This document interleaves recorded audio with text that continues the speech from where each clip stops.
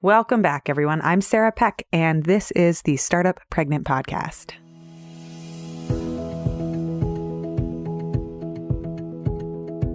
When we get pregnant, everybody talks about the baby. And when the baby is born, a lot of the attention can go towards this new human being. But what about the mother?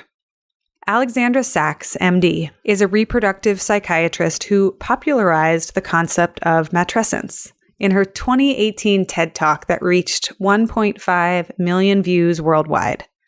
She wrote a New York Times article called The Birth of a Mother, and it was the #1 most read piece of 2017 for the Well Family section. The focus?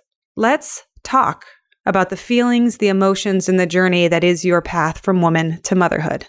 From the early days of even seeding and starting to think about the ideas of motherhood and what they mean to you, to the experience of being pregnant, all the way through the feelings and complex emotions that come with being a mom. Alexandra Sacks is the co-author of a new book, What No One Tells You, a guide to your emotions from pregnancy to motherhood. The book addresses questions like, even after months of trying, is it normal to panic when you find out that you're pregnant? Is it normal if you don't feel love at first sight with your baby? What about fighting with your parents or your partner? Is that normal? Is it normal to feel like a failure if you're breastfeeding? And what about if you feel totally overwhelmed and zonked by mommy brain? Is that normal? They say yes, all of this is normal. All of these emotions and experiences, normal. In the book, 2 of America's top reproductive psychiatrists reassure you that the answer is yes. What they do is they provide a psychological and hormonal backstory to these complicated emotions that women can experience. And they show why matrescence is so natural and normal. This idea of the birth of the mother is a time when it can be as stressful as transformative as adolescence was. In today's episode, we get to have her on the show, and we talk about the bliss myth, the myth that mothers should feel bliss and only happiness and joy. We talk about why it's important to understand and hold that we can feel multiple emotions at the same time. We also chat about why it's not necessarily an easy fix to resolve emotions. Sometimes we just need emotions to take their own time.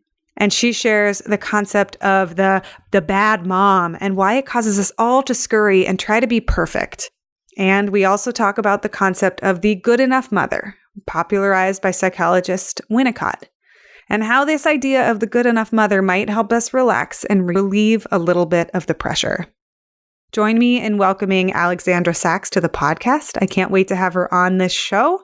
Let's get started.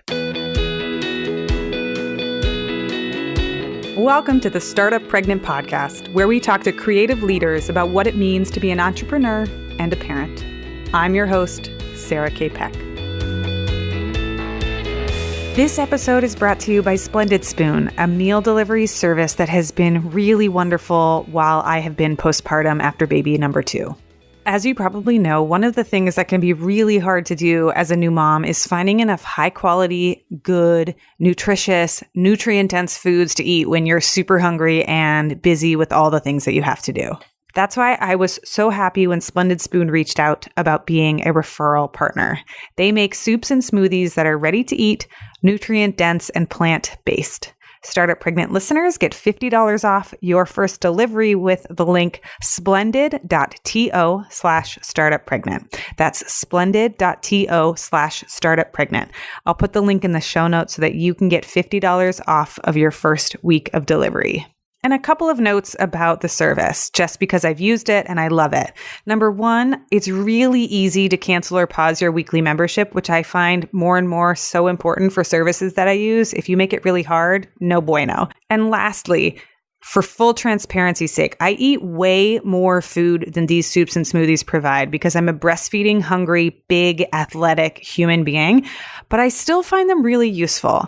I usually have them in between breakfast and lunch as a power snack, or I have the smoothie when I'm recording and I don't want to have like lots of chewing sounds in the background, but I don't have time to make a meal. So they have been perfect to have in my fridge and use, and I really love them, but I would not say that they replace meals. At least they don't for me, and I don't know if they will for new moms, but they have been really wonderful food sources.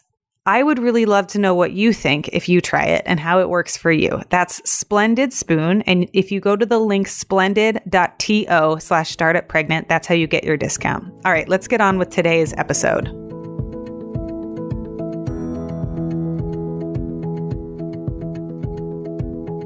Everyone, I'm so excited to welcome Alexandra Sacks to the show. Alexandra, thank you for joining us. Oh, thank you for having me. So you work as a reproductive psychiatrist. Can you talk about how did you first get into this field and this work, and what does it mean to be a reproductive psychiatrist? Yeah, sure. So I'm a medical doctor and I went through medical school and then psychiatry training. And I loved psychiatry because it gave me the most opportunity to spend talking with patients. And I'm really a person who is a lover of storytelling and stories and story listening. And I think that's what brings me both to psychiatry and writing. But in my experience, I was not only talking to patients who were in the psychiatric floors, I was really enjoying my conversations with patients on my other rotations. And so one of those areas was on the OB floor. And I think, one of the earliest cases I remember was when I was in med school. I was pretty young myself, and I was assigned to work with an OB on a delivery it was a 15-year-old girl who was delivering a baby. And this experience, I was on call and we spent about 20 hours together through the delivery of her daughter. And moments like those were just life-changing for me, to be a part of experiences in the hospital that were so happy and health-oriented, which is so different from the other floors, to be a part of someone's life that is so personal and intimate and life-changing for them. And it's just literally the miracle of life to be invited into someone's experience while they're welcoming their child into the world.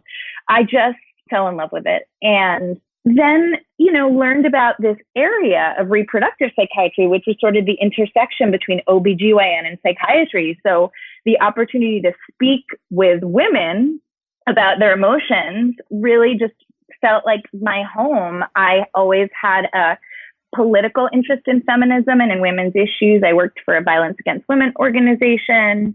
And so I felt so inspired also just by the values of the community, my colleagues who have been, the people who mentored me, who've been in this field for decades, who've been fighting for women's rights, women's equality, reproductive rights.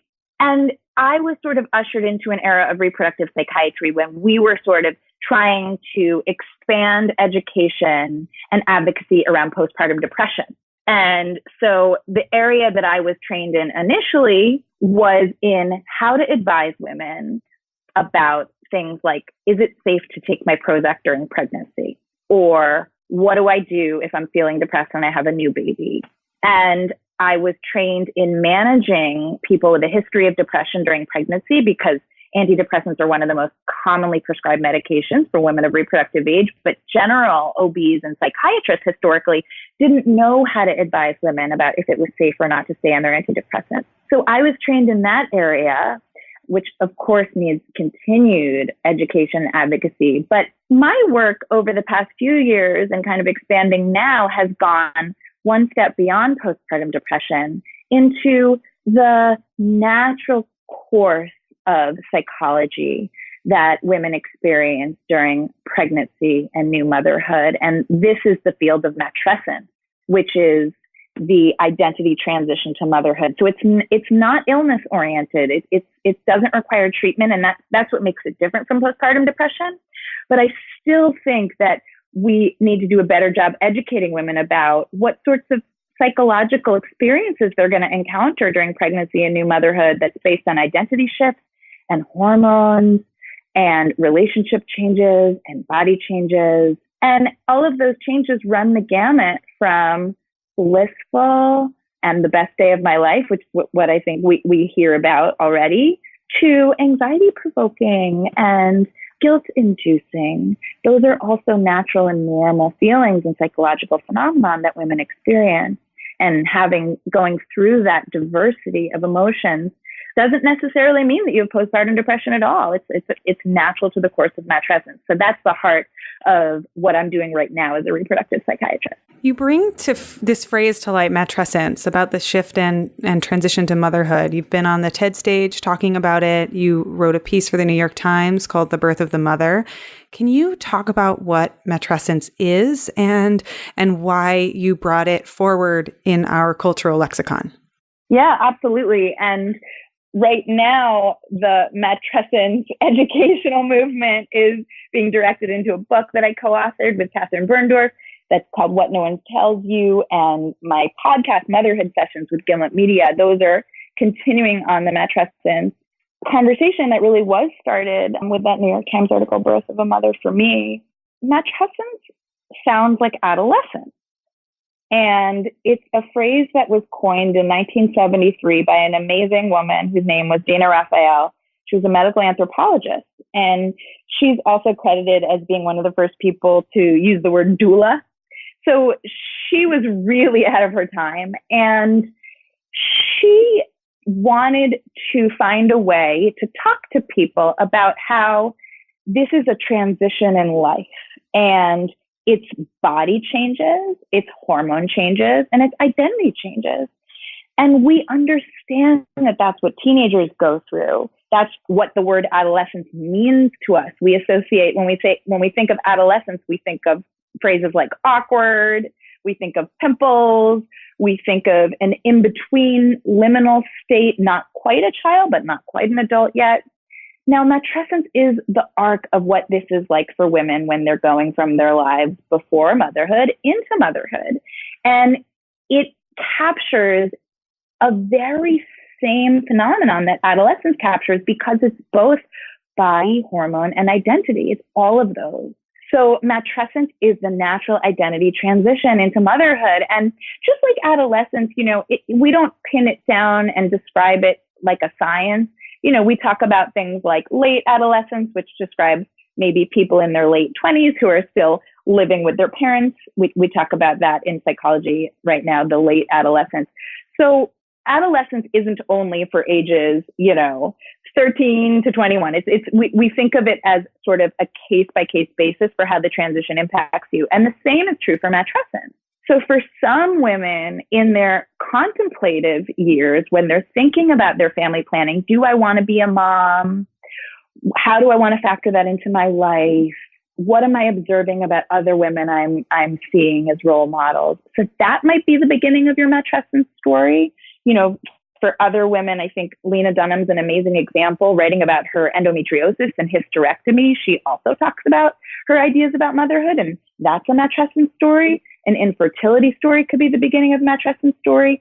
And then matrescence, we follow through pregnancy, through new motherhood. But, I talk to women about their matrescence. My work focuses right now on pregnancy in the first year of motherhood, but there are so many moments where things get stirred up, in the flying the nest years when children leave home and maybe move out to go to college.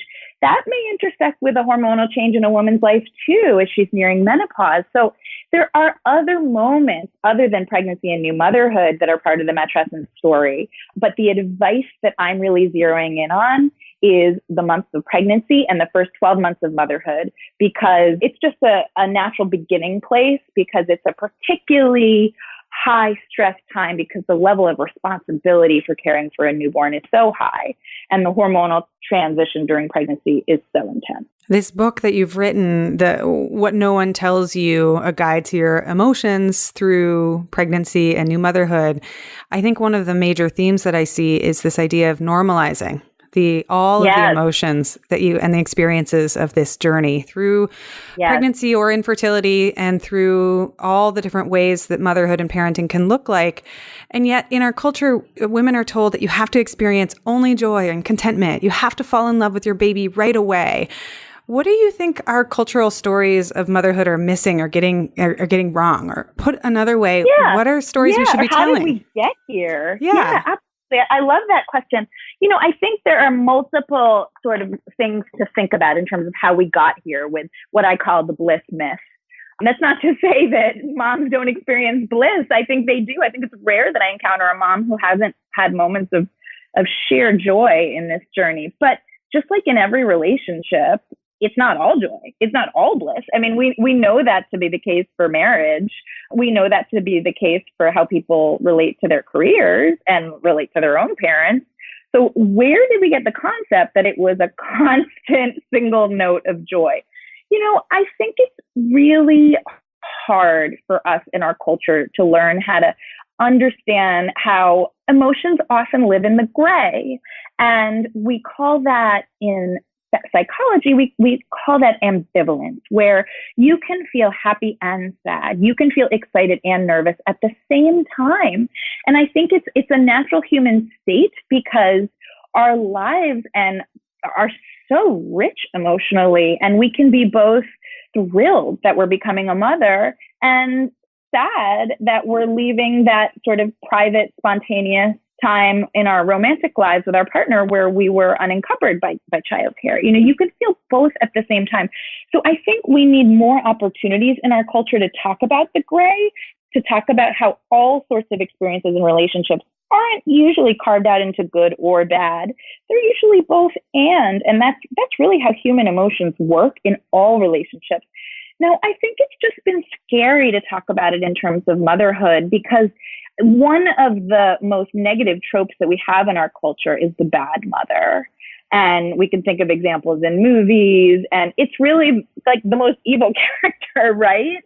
And we all identify with the child because we've all been children. And so we all have had moments and wounds from our childhood where we felt that we were not loved and seen in the ways that we needed. And so no one wants to enter their experience with motherhood thinking that they might be a bad mother. So I think that in the face of this, people have sort of kept hush hush these ambivalent feelings, which are absolutely normal. Things like, I felt bored around my baby, or I wondered if becoming a mother was really the right choice for me, or if I would have been happy on a different path in life. Those are absolutely natural questions. Those questions have nothing to do with loving your child enough and nothing to do with giving your child everything they need to feel totally psychologically taken care of. But I think because this fear of falling into the category of the quote bad mother is so intense, women have not spoken up about the natural emotions that are different from bliss. And I think I take responsibility in the medical community that we haven't always done a great job educating people about the gray and educating people about all the natural emotions that won't hurt your child. It doesn't hurt your child to say, I don't always like the work of parenthood. Disliking the work of parenthood in moments is not the same thing as not loving your child. You can love your child and simultaneously dislike doing the dishes. Those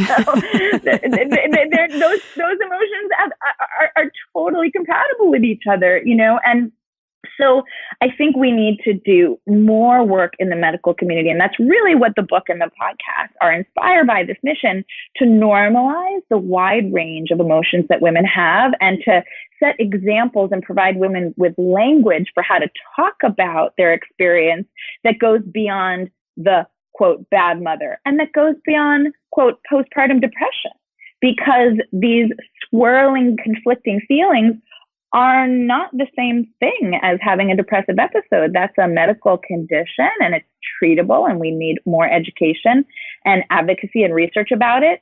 But this wide, expansive, gray emotional zone is a different thing from postpartum depression. This is matrescence. I love that. And listeners, in the book, she and her co-author go through and map out pregnancy and fertility and the first, second, and third trimesters and all of the possible different emotions that you can feel, which is a lot of people might feel panic when they find out that they're pregnant and they're wondering why they don't feel happy, and on and on. I felt reassured when I read the book. Good. Which is, I wanted to commend you on this, because I think a lot of times talking about all of this can sometimes fall into feeling scared or overwhelmed. And I actually felt like, oh, yep, there I am again. Yeah, I'm so glad to hear that. And I think, some examples of things that I think are really hard for people to talk about that are in the book are things like finding out you're having a boy when you wanted a girl and you feel secretly disappointed when you know that you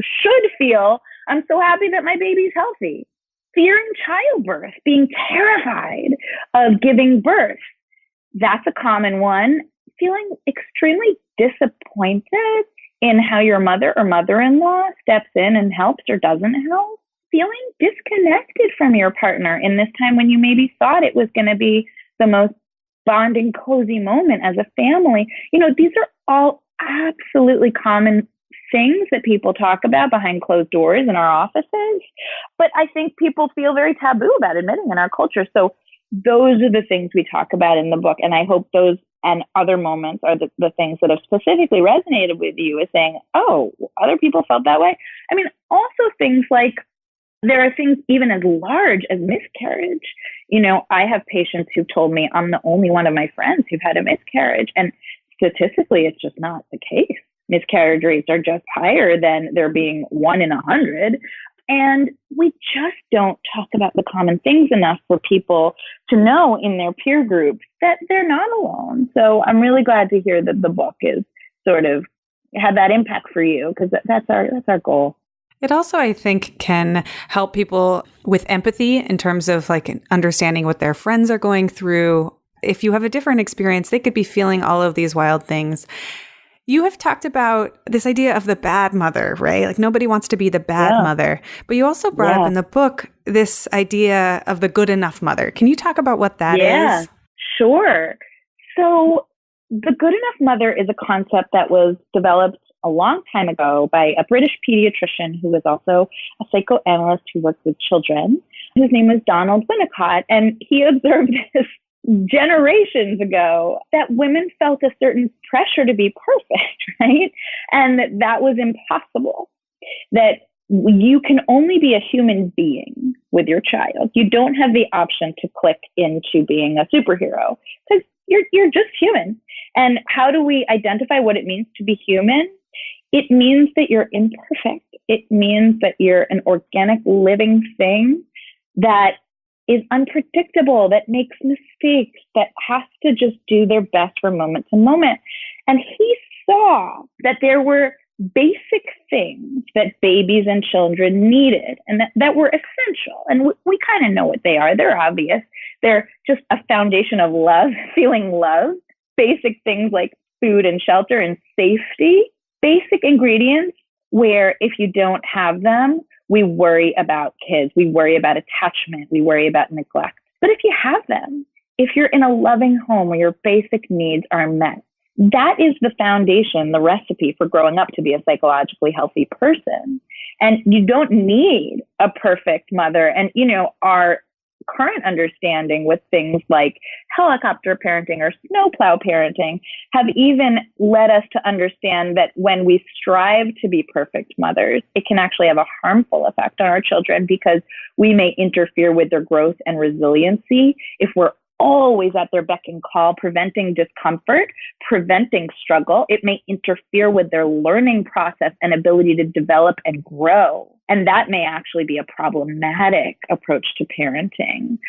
So we can't be perfect. We're humans, not robots. And the good news is, in order to raise a great, healthy, emotionally sound, happy kid, you don't have to be perfect. That's what the good enough mother is all about. Oh, it's such a relief in our household. My partner and I are always just being like, good enough, and shrugging when we can't execute everything, because we just can't. We cannot. So I love this. Right. And also just know, I think these moments are so hard for us to accept when we have to recognize how little is out of our control. Like, let's say you planned this great day where you were going to take your kids to the park, and then you were going to have an opportunity to read this book, and then maybe eat some healthy food. And let's say that day goes off the rails. You're stuck in traffic, and you only have snacks in the back seat, and you spend several hours stuck together in the car, and you're feeling that you failed.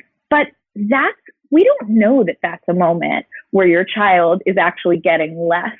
That could be a moment where you use the resources you have in the car to come up with some extremely creative form of play, where you can sort of share in an adversity together and teach how you can sort of make lemonade out of lemons, that could be a memory that your child walks away with as like a great day. But if it doesn't stick with your plan and you walk away feeling like you failed and say good enough, it's great to reassure yourself, but also know that, it's not always bad when things are unexpected. It's not always, when things don't go according to plan, it's not always a lesser version for your kids. I love that. I love knowing both that all of these emotions, this broad spectrum range, like you can find out that so many of them are actually quite normal and common. And then also that there's so much beyond our control. I want to ask you about metabolizing emotions, though, and how to process them. Because, I have a new baby that is 6 months old. And one of these nights here recently, he was crying. And I was like, well, you're fed, you're this, I don't know. And I found out in the morning that he had a poopy diaper and I just hadn't checked. And I felt like a terrible parent. And yet he's going to, in the long run, be absolutely fine. There's a little bit of diaper rash. He'll be okay. But I still have the residue or the emotional hangover, and it takes me longer to process it than ostensibly than him, although he's not speaking, so I don't know. How do you deal with, or how do you help people with metabolizing the emotions and dealing with the feelings? Yeah, I think that's a great question, and I appreciate your candor about sharing that vulnerable moment for you. I think in sharing moments where we feel fragile and unsure of ourselves, we really change this bliss myth culture. And that's the way to do it, is just by what you did, by sharing a moment where you think that you might have made a mistake, because everybody's been there, right? It's just, you didn't check something, you didn't know something. And how do you forgive yourself? I think it really goes back to this issue around control. And I think it's about kind of reminding yourself in a way that's sort of humbling in the universe that you're not all knowing and all seeing. You're just not. And that reminding yourself that you don't need to be, that you are the best mother that your child needs. And babies, that bond, that maternal bond is so powerful and soulfully nutritious that you with your flaws, you with your holding and cooing and caring, but not checking the poopy diaper, is exactly who your baby needs you to be. And that accepting yourself, that who you are today is truly the person your child needs most. That if you were replaced by someone who checked that poopy diaper, that your baby wouldn't have you. And that bond is more powerful than anything else. That bond, that attachment is the biggest health promoting thing your child is going to get. And it pales in comparison to diaper rash, but you can't control everything. You're the best mom your baby needs, but you can't control everything, including your own human ability to read situations. Sometimes you're going to be tired and you're going to forget. You're going to forget to bring an extra bottle, or you're going to forget to check the diaper. But that's a moment of your humanity peeking through, and that's a moment to remind yourself in a humble way, I'm just a person, but I'm the best person my child needs as their mother. If you replace me with a robot, that would not be better for my baby. My baby needs me, warts and all. And I think, this begins with a poopy diaper, but, later on in life, where it's a moment where you maybe lose your cool, and let's say you're in traffic and you yell at another car, and then you have a moment of shame and regret. Oh, I don't want to show that example around my children of being someone who loses my temper.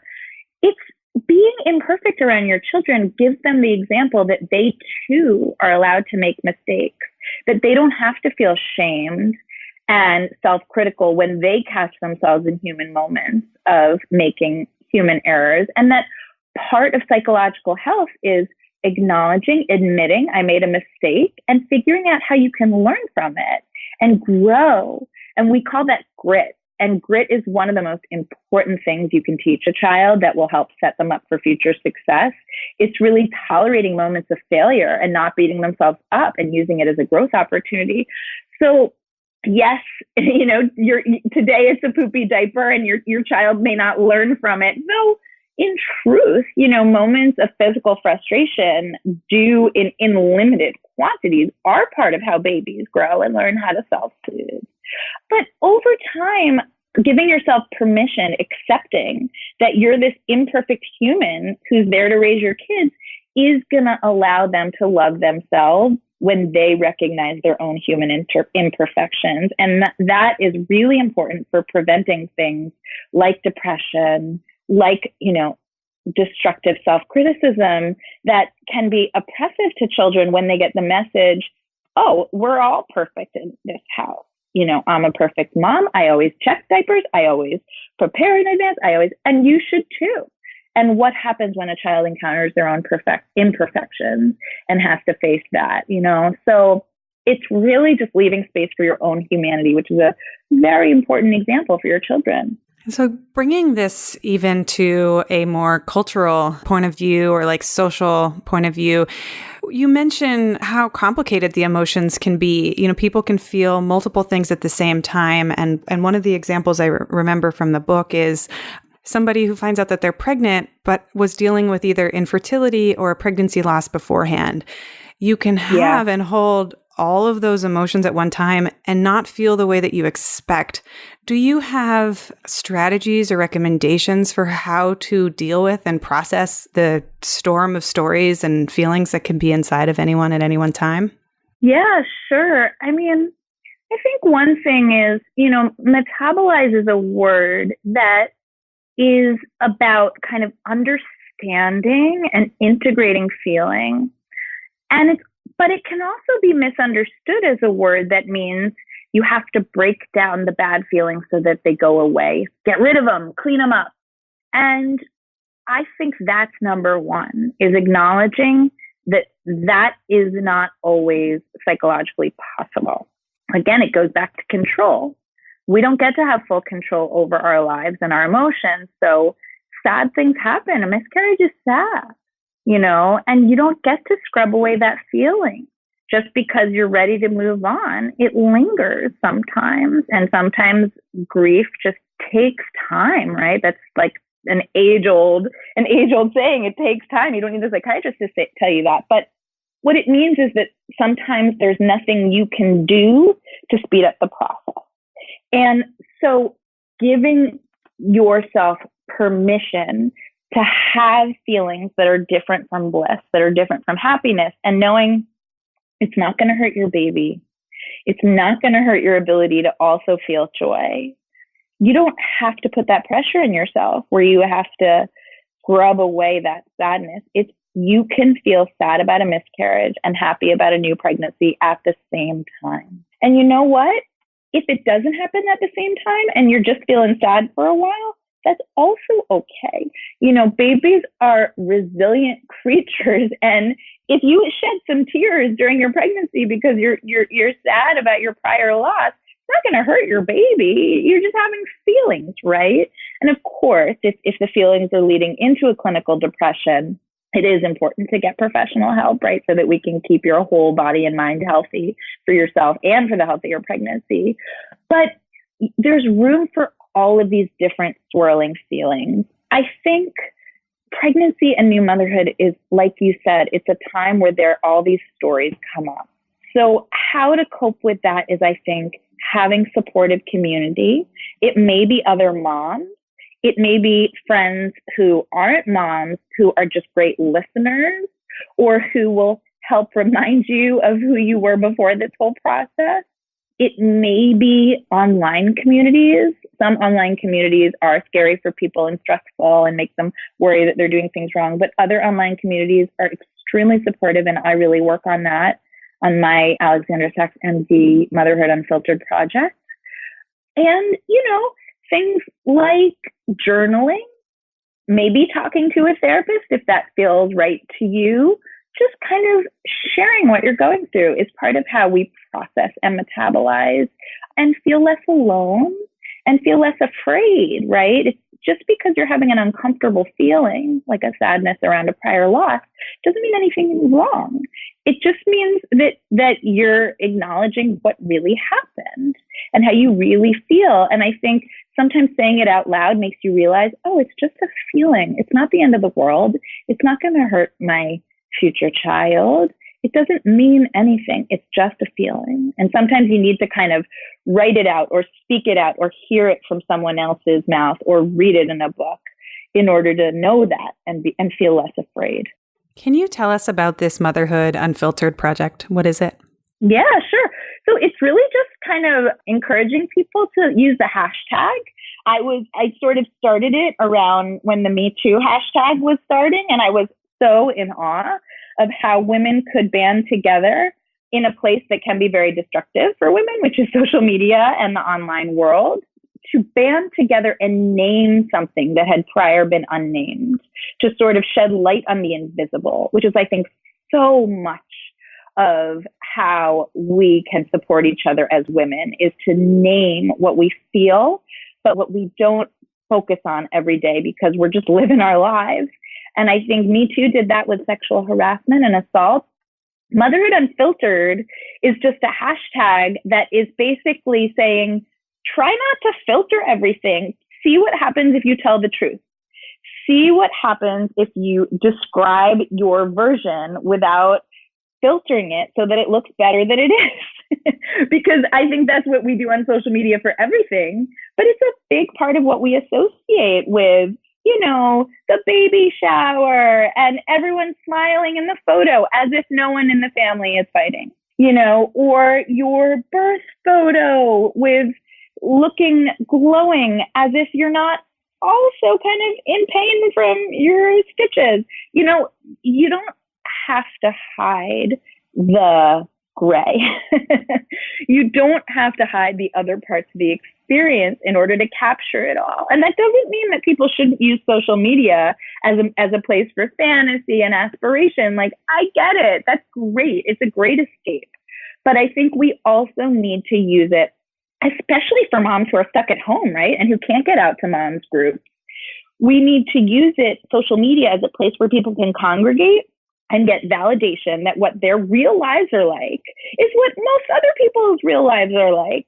Whereas I think, you know, the filtering causes so many people to look at images on social media and think, oh, I'm the only one who's having a hard time, when it's just not true. So that's what Motherhood Unfiltered is. You have a TED Talk that has reached 1.5 million views, and it came out recently, less than a year ago, in May 2018, as part of the TED residency. Can you talk about what happened, if anything? What happened to your practice and your work as a result of this TED Talk going live? Yeah, you know, my practice is pretty separate. I keep it pretty separate from this other work. And I love working in my office with patients. It's so rewarding and enriching to me. So sure, I mean, I think maybe, and some of my patients have seen the TED Talk and some of us have talked about it in session together. But I think that, you know, I really try to keep my therapeutic encounters with people about them, not about me. So it hasn't impacted my practice that much. But what it has impacted is this other part of my public health work, which is separate from my practice. And that's really the writing and the speaking. And, you know, it's given me the opportunity to be on your podcast today. I hear from women all around the world. The TED Talk has been translated. I haven't kept track recently, but well over 15 languages. I just got an email from someone yesterday who is asking me if she could translate my Motherhood Unfiltered Instagram stuff into Arabic. I've gotten emails from people all over Asia. There's a whole community in Australia and New Zealand, women in England.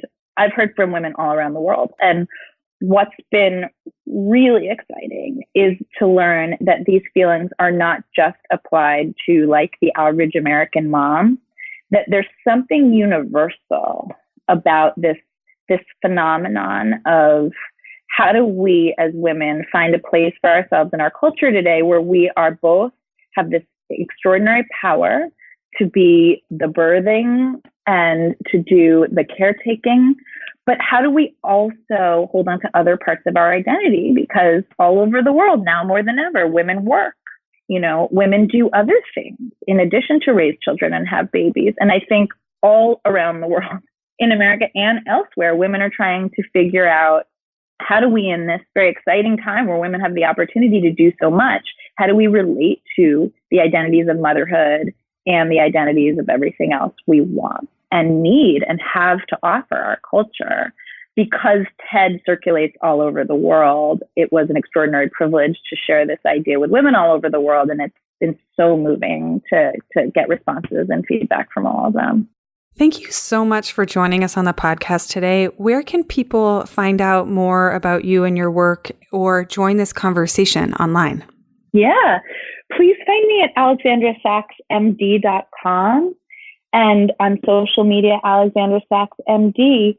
You'll also see on my website that my podcast with Gimlet Media is now in its second week. It started April 11th, so we'll see where it is by the time this podcast airs. But that is the heart of really what I'm working on right now, because it's sharing the stories of real moms who are sharing their struggles. So please go visit my website to check it out, and you can find out more information about my co-authored book there and social media initiatives there as well. I will link everything in the show notes for people listening. I will link the book, What No One Tells You, and the podcast, The Motherhood Sessions, as well as her social media links. Thank you so much for joining us today. Oh, thank you for having me and for all the amazing work you're doing. Everyone, if you enjoyed that interview as much as I did, I want to take just a minute to tell you about a couple of episodes that you might also enjoy. Go back through our archives and take a look for episode number 104. We talked to Vanessa Van Edwards, who is the best-selling author of the book Captivate, all about her experience transitioning to motherhood and those first few weeks of parenting and what nobody tells you. That's episode number 104. You can find our episodes by going into your browser and typing startuppregnant.com/104 for the episode number, and it'll take you right there. I also think you might enjoy episode 94 with Kimberly Ann Johnson, who is the author of The Fourth Trimester, who also talks about this journey into the postpartum period and new motherhood. And if you want to hear my story a little bit more, I recorded a series of episodes with Carrie Fortin on my journey into having a second baby. And I recorded the experiences, the good, the bad, the ugly, the uncertain, the confusing, the overwhelming, all of them in a series of episodes in the 80s. So check out episode number 81, where we talk about what it's like to talk about the really hard things. And episode number 86, where we talk about how I prepared for maternity leave and how she prepared for maternity leave, because that is a particularly challenging puzzle for new entrepreneurs and female entrepreneurs in a country that doesn't have much in the way of maternity leave policy or protection. So the episodes that I recommend you go check out are 81, 86, 94, and 104. If you are a longtime listener and you've been listening to them straight through, then I will see you on the next episode. But if you are new here, you can find the links in your podcast show notes. You can type them into your browser, just startuppregnant.com/the episode number. And they're always 3 digits. So it's 001 or 002 or 104. I knew that we would get to at least 100 episodes. I do not know if we will get to 1,000 episodes. That seems daunting right now, but we will see. Or you can just scroll through and search on your podcast player for these episodes. The episode numbers are in the show notes, and you can find them if you scroll through. And I always say this, and I mean it. Leave us a review on iTunes if you like our show. It takes a few seconds, and it really does help us a lot. If you want more of what we're talking about, go over to startuppregnant.com and get on our email list. We send out a weekly newsletter with time-saving tips for parents and entrepreneurs. And I always include a weekly gadget or tool or something awesome that we've stumbled upon to help make your life just a little bit easier. And as always, you can reach out to us at hello@startuppregnant.com. We love hearing from you.